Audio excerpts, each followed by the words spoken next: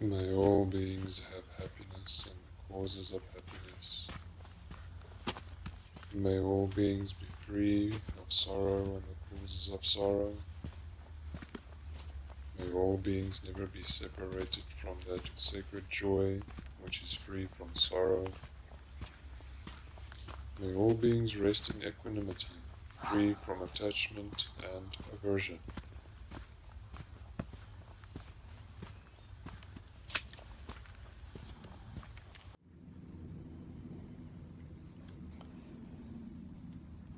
Hello everyone, my name is Andreas. I am South African and I am curious how we educate in wisdom. Specifically, I'm curious how contemplative practices aid the process of internalizing and integrating wisdom. If you're wondering what I mean with wisdom, I'm referring to a deeper and greater understanding that is held in a presence of insight, or an awareness of insight that is gently balanced with calm and clarity and the vigor of compassionate action.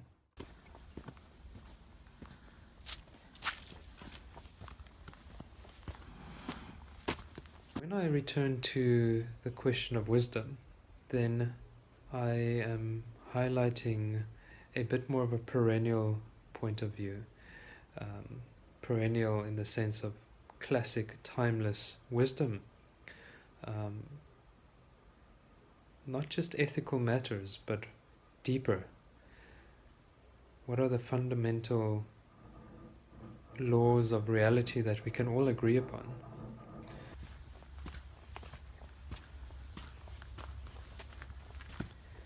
So the approach that I'm using in my research is based on a classic Buddhist philosophical structure called the threefold logic. And this consists of the ground, the path, and the fruition. So when we look at the threefold logic from an absolute or a perennial perspective, then we're getting closer to how the contemplative approach really starts to have its effect. The contemplative approach can work on a relative level too, this being, let's say, contemplation to help alleviate stress, anxiety, induce focus, concentration, calm, tranquility, so forth. On a perennial or more absolute level, we're using this contemplation to gain insight. Insight beneath the fluctuations of the relative realities of life. So then the example here would be, we recognize the concern, the world's concerns, but we want to go deeper. We don't just want to alleviate, we don't just want to resolve a matter. We want to go to the root, possibly preventative, but not just preventing. How about starting with good roots and good soil?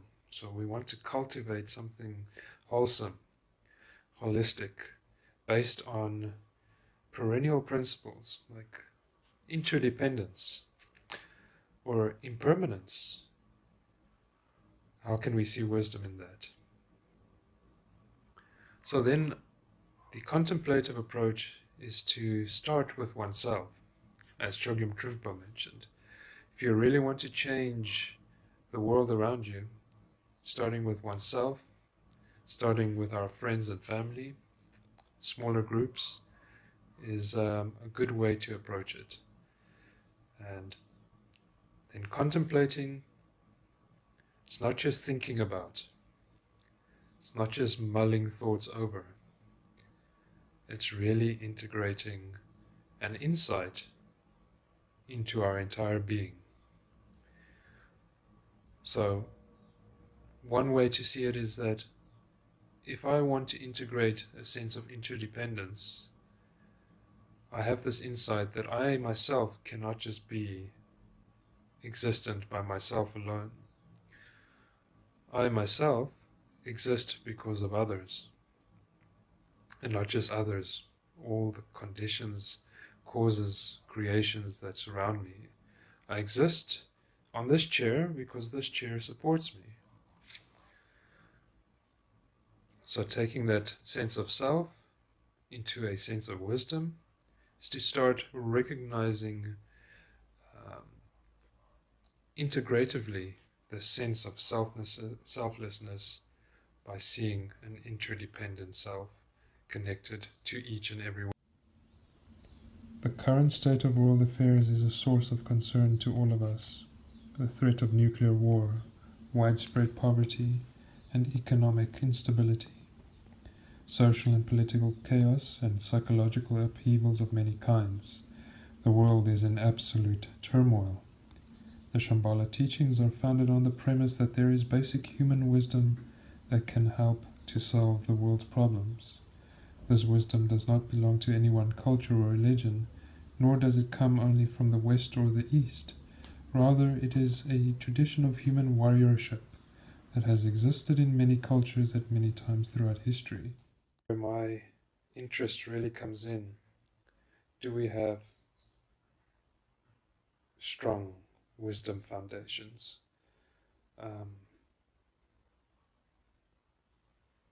That we can internalize and integrate, not just in ourselves, but into our communities, into our society.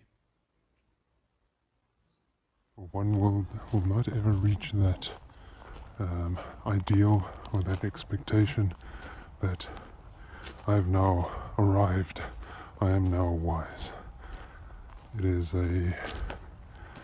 a constant, and it takes work. It takes a lot of self-reflection and self-introspection.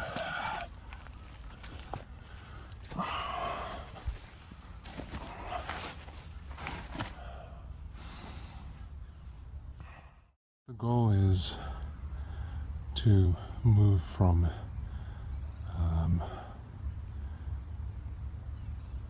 a mere student and work towards being a wise one.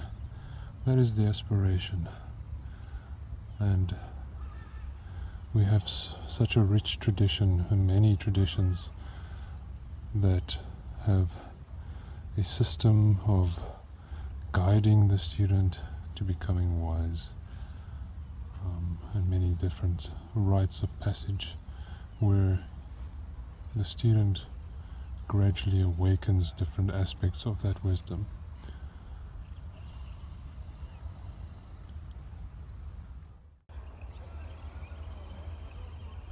Strange how one comes to this point, having so many ideas and thoughts to share, but then the best inclination that comes forward is a sense of quiet and to listen.